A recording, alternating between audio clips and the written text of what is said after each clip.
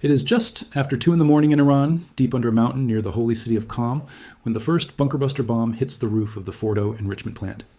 7 B-2 Spirit bombers, invisible to radar, have just flown more than 18 hours from American soil, refueled in midair multiple times, and released 14 30,000-pound GBU-57 massive ordnance penetrators onto 3 of the most heavily fortified nuclear sites on Earth.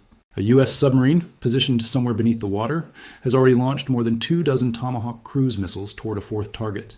The entire strike package, according to Joint Chiefs of Staff Chairman General Dan Kane, took 25 minutes from first bomb to last.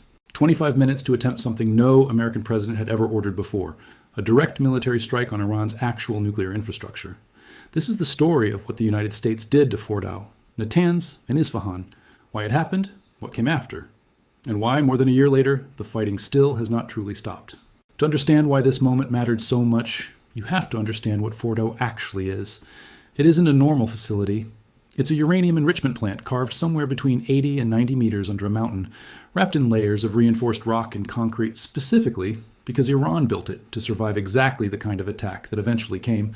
For years, Western intelligence agencies and analysts treated Fordo as effectively unreachable by conventional weapons. The one site so deep that most military planners assumed only a nuclear weapon or years of tunneling could touch it. That assumption is part of why, when the strike finally happened, even seasoned observers called it unthinkable. Iran's nuclear program didn't begin in secret, and it didn't begin recently. According to the Council on Foreign Relations Ongoing Conflict Tracker, Iran has pursued nuclear technology since at least 1957, originally with American assistance under the Eisenhower-era Atoms for Peace program. The character of that program changed over the following decades. Motivated by security fears stemming from its brutal war with Iraq in the 1980s, Iran is believed to have made a decision to pursue actual weapons capability sometime in the mid-1980s. And throughout the 1990s, it pursued nuclear cooperation agreements with China and Russia to build out its infrastructure.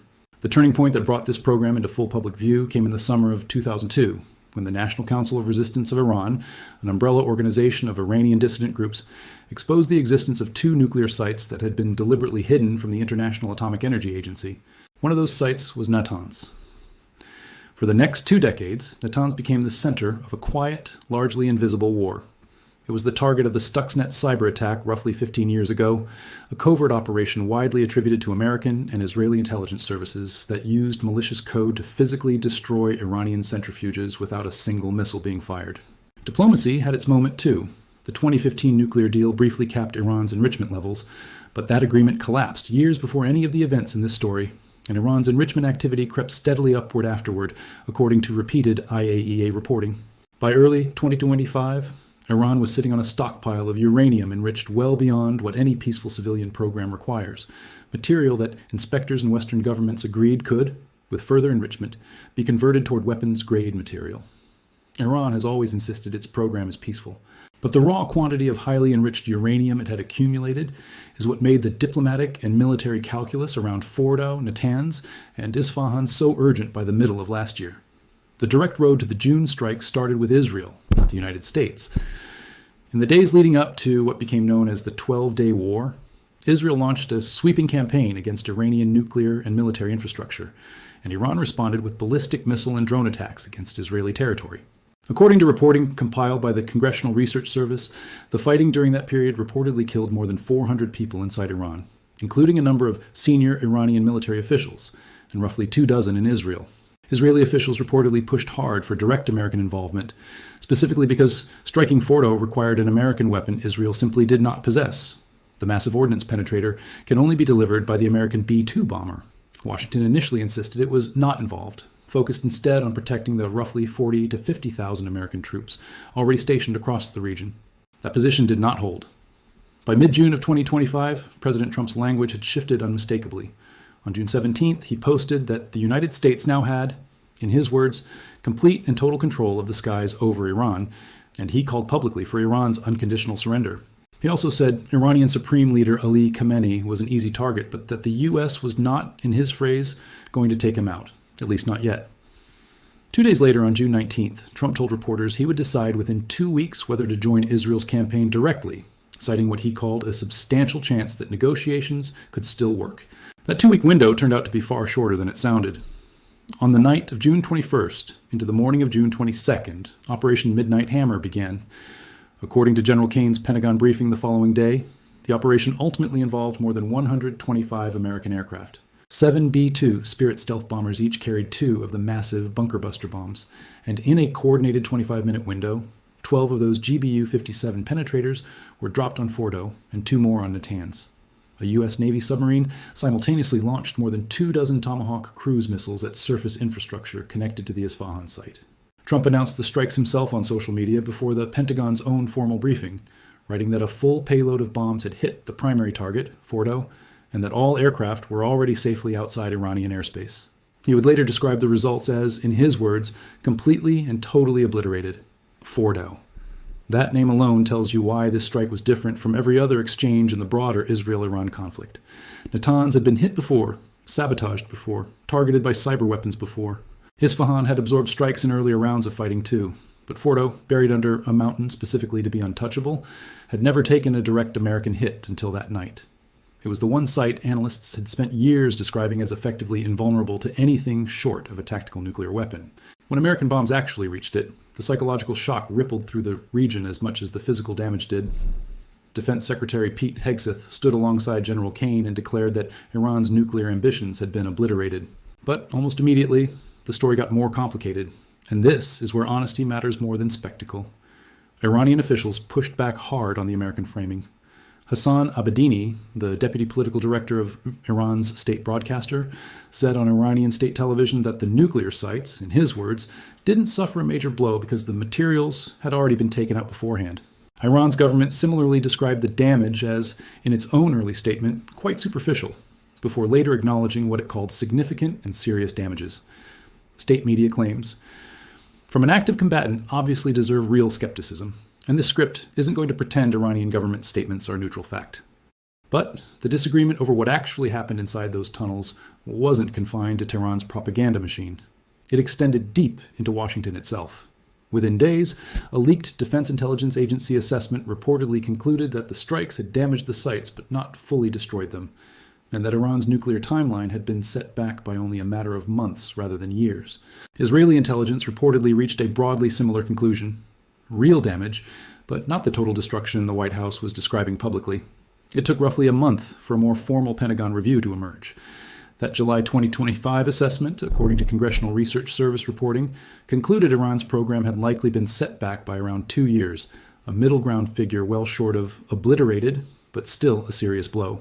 The International Atomic Energy Agency, for its part, said the sites had suffered enormous damage, while its Director General, Rafael Grossi, offered the most detailed technical breakdown available from an independent source.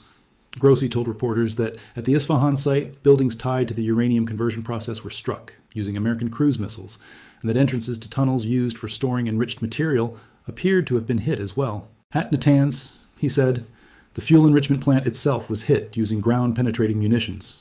Crucially, the IAEA also reported it had not detected any increase in off-site radiation levels, easing fears of a wider environmental or health catastrophe from the strikes. So where does that leave the truth of what happened that night? Somewhere between the extremes. Multiple named, credible sources, the Pentagon, the IAEA, satellite imagery analysts, agree that Fordo, Natanz, and Isfahan all sustained real substantial physical damage. Satellite photos from Planet Labs, reviewed and published by outlets including Fox News, showed multiple destroyed buildings and craters at both Natanz and Isfahan in the days following the strike.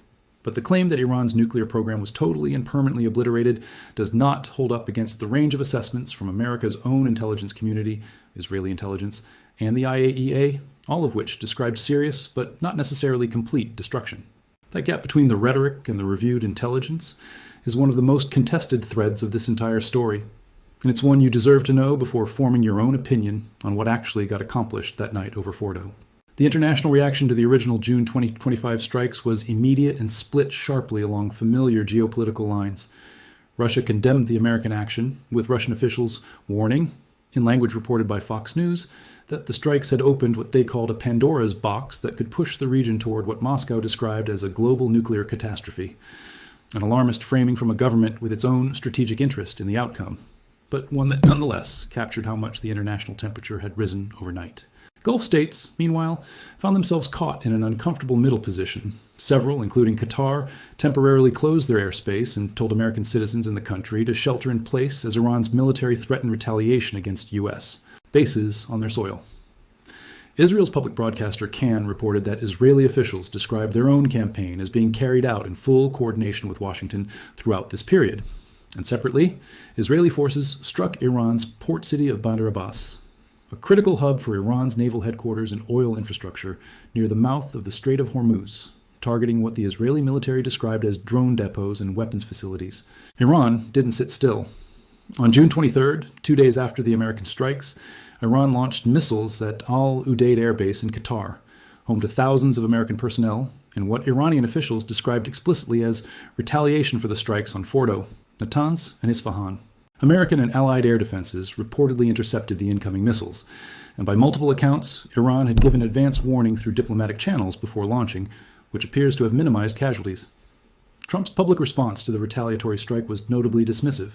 He called Iran's response weak and even thanked Iran for what he described as early notice, seemingly framing the exchange as a face-saving, choreographed de-escalation rather than a genuine attempt to inflict damage. For a brief window afterward, it looked like the 12-day war might actually be winding down. It wasn't over. It was a pause. Through the second half of 2025, uneasy calm settled over the region, punctuated by scattered incidents, ongoing diplomatic sparring, and continued disagreement over what exactly remained of Iran's nuclear capability. Then, in February of 2026, everything escalated again. And this time, the target wasn't just infrastructure.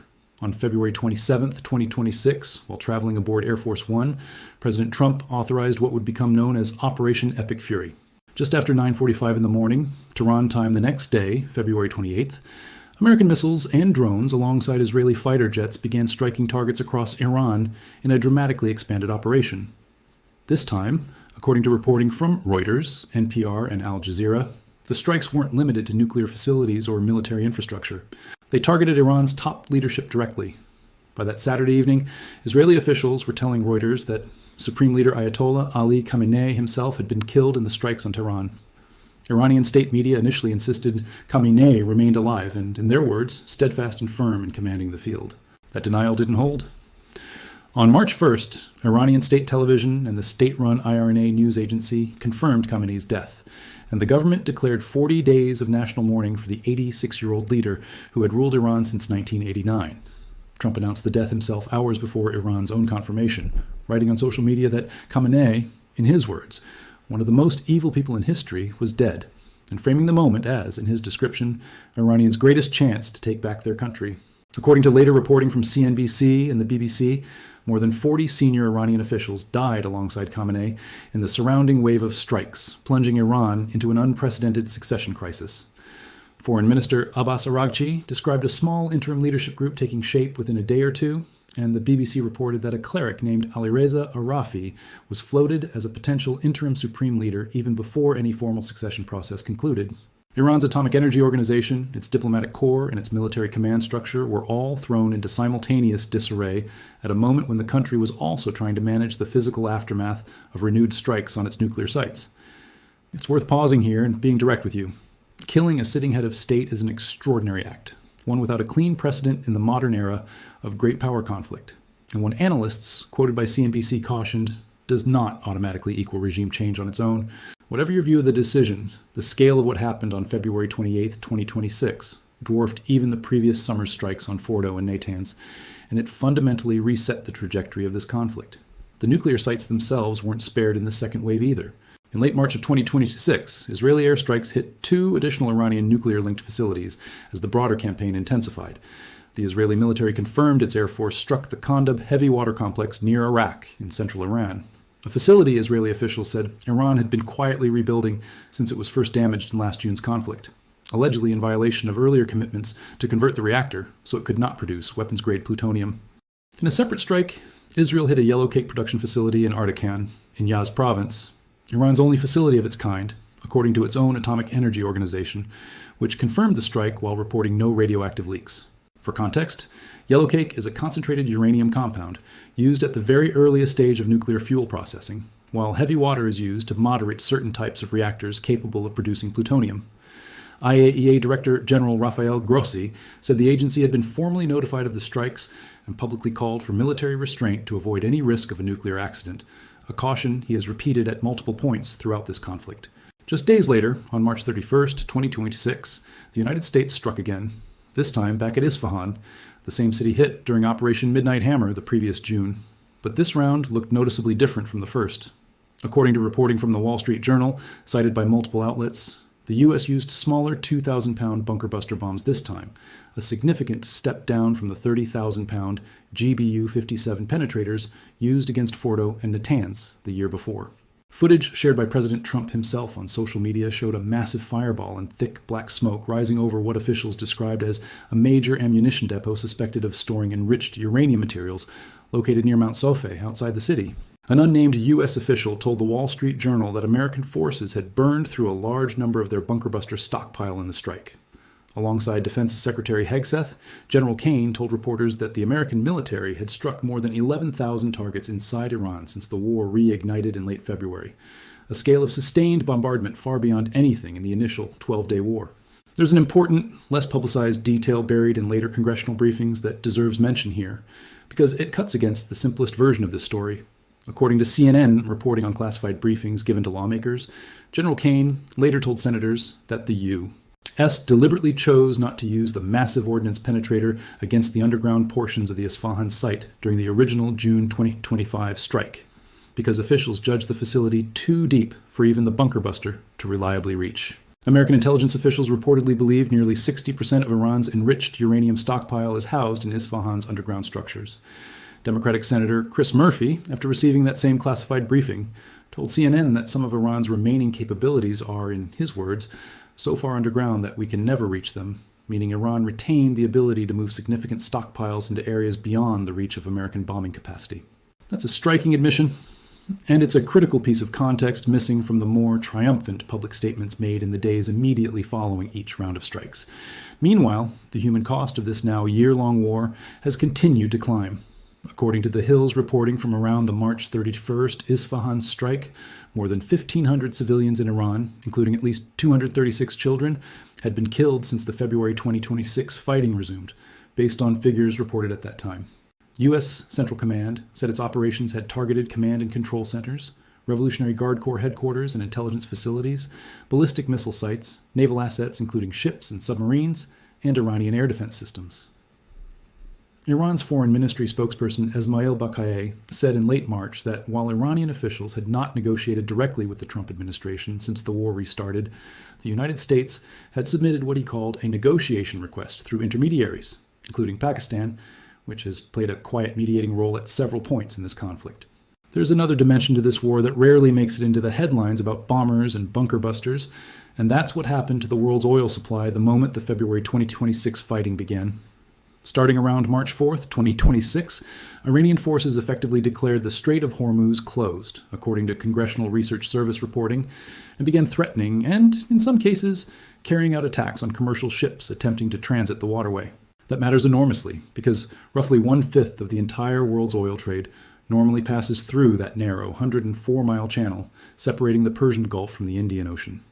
The International Energy Agency would later describe the resulting disruption as the largest supply shock in the history of the global oil market. Brent crude, the international benchmark, spiked more than 10% within days of the February strikes, and by March 8th it had crossed $100 a barrel for the first time in 4 years, eventually peaking around $126, according to figures compiled in reporting on the crisis.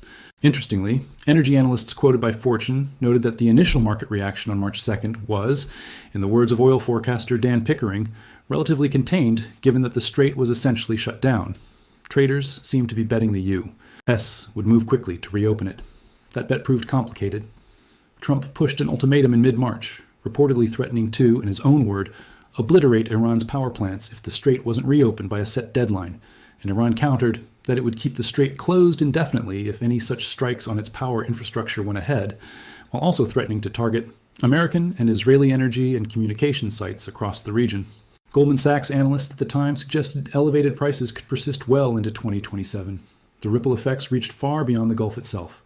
Qatar's state energy company halted liquefied natural gas production at its Ras Laffan and Mesaid facilities after Iranian attacks, and Saudi Arabia was forced to shut down its largest domestic refinery, Ras Tanura, after fire officials linked to debris from intercepted Iranian drones, a claim Iran publicly denied, making the strikes in the first place.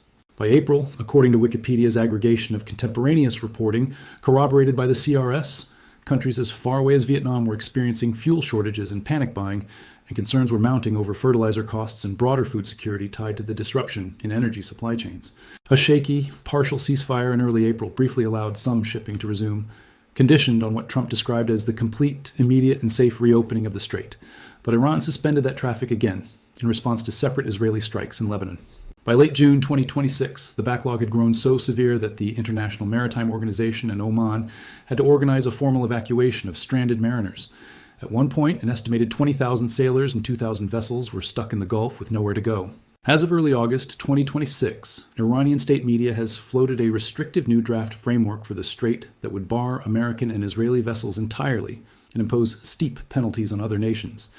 It considers to have caused it harm, according to CNBC reporting, even as separate reports suggest Iran and Oman are negotiating a more workable transit arrangement in parallel. The war did not end there either. In early June of 2026, fighting flared again along a different front. According to NPR, the United States bombed radar and drone sites inside Iran after Tehran shot down an American drone over the weekend prior. Iran responded by targeting American troops stationed in Kuwait with missiles, which U.S. forces intercepted and shot down.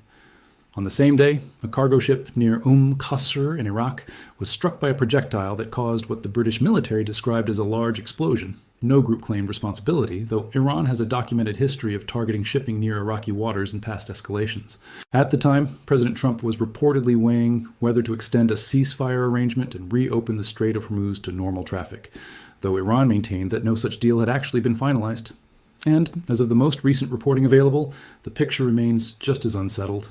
On August 1, 2026, Al Jazeera reported that Iranian authorities promised retaliation against any further American strikes on the country's critical energy infrastructure, even as military exchanges continued across the region. Major General Ali Abdullahi, head of Iran's wartime military command, said in a public statement that the United States was, in his words, moving at an accelerating pace to fan the flames of a full-scale regional war, accusing Washington of using neighboring countries' territory and resources as a shield for its own strategic interests, while reinforcing Israel's military campaign. That statement from an Iranian military official obviously reflects Tehran's own perspective and should be read as such, but it also confirms from Iran's own wartime command structure that as of early August 2026, the threat of strikes on energy infrastructure and the broader danger of the conflict widening further remains very real and very current. So where does that leave the central question this story started with? Did the United States actually do something unthinkable to Iran's nuclear sites? The honest answer is layered, and it deserves to be treated as such, rather than flattened into a single triumphant headline or a single narrative of failure. The United States absolutely conducted a strike that would have been considered nearly impossible to imagine only a few years earlier, American stealth bombers dropping the largest conventional bunker-buster weapons in the arsenal directly onto Fordo, a facility purpose-built to be unreachable, alongside coordinated strikes on Natanz and Isfahan, all within a 25-minute window. That part is not in dispute. It's confirmed by the Pentagon, by the IAEA, by satellite imagery, and even in modified form by Iran's own government. What remains genuinely contested, and what responsible reporting has to acknowledge rather than paper over, is how much of Iran's actual nuclear capability and its enriched material stockpile survived those strikes and the subsequent rounds that followed into 2026. American officials at different points described their results as anywhere from a complete obliteration to a 2-year setback. Iran's own officials claimed material had been relocated before the bombs ever landed. Congressional briefings later revealed that some of Iran's deepest capabilities may never have been within reach of American weapons at all. It's also worth stepping back and asking what this entire 18-month arc actually accomplished, beyond the immediate battlefield picture. Iran's nuclear program was, by nearly every credible account, meaningfully set back. The only real debate is over degree, not direction. But a nuclear program is not just physical infrastructure. It's accumulated expertise, stockpiled material, and institutional knowledge, much of which cannot be erased by even the most precise airstrike. That's precisely why the congressional testimony about Isfahan's depth matters so much. It suggests that even after Operation Midnight Hammer, after Operation Epic Fury, after the killing of Khamenei, after strikes on Kondab and Ardakan, and after more than 11,000 additional targets hit across Iran by the spring of 2026, American officials themselves are not fully confident the underlying capability has been eliminated rather than simply buried deeper and dispersed further. Regime stability, meanwhile, remains genuinely unresolved.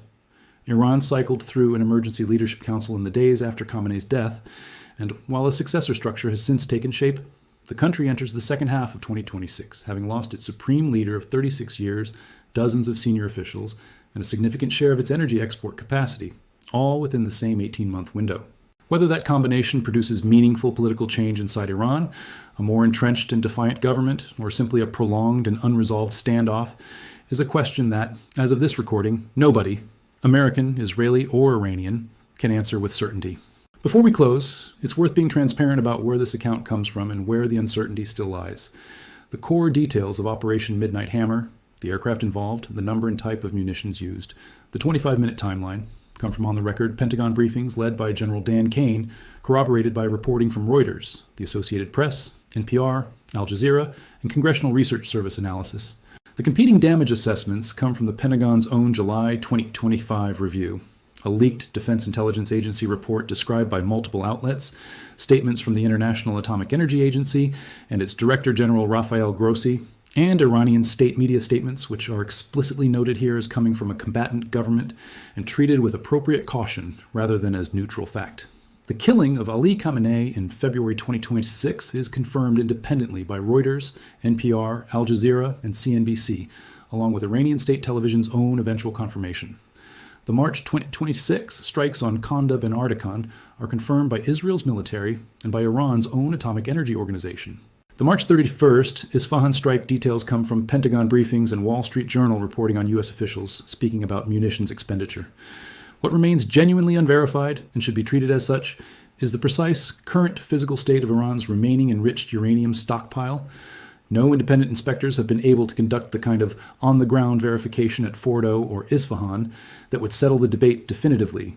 And estimates from American, Israeli, and Iranian sources continue to diverge in ways that, as of this recording, have not been reconciled.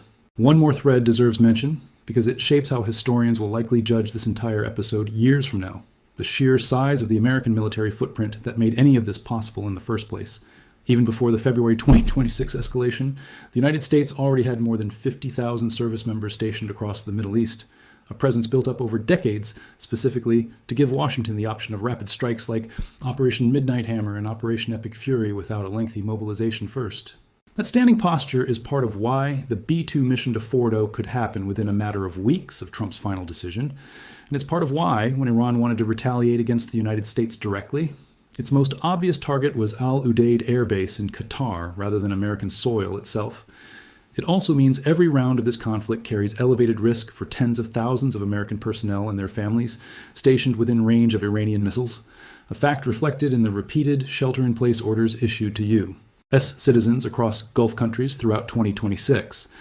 Whatever judgment history renders on the strikes at Fordo, Natanz, and Isfahan, that underlying reality, a region saturated with American forces, Iranian missiles, Israeli air power, and now a leadership vacuum in Tehran, is the backdrop against which any future de-escalation or any future round of fighting will have to unfold.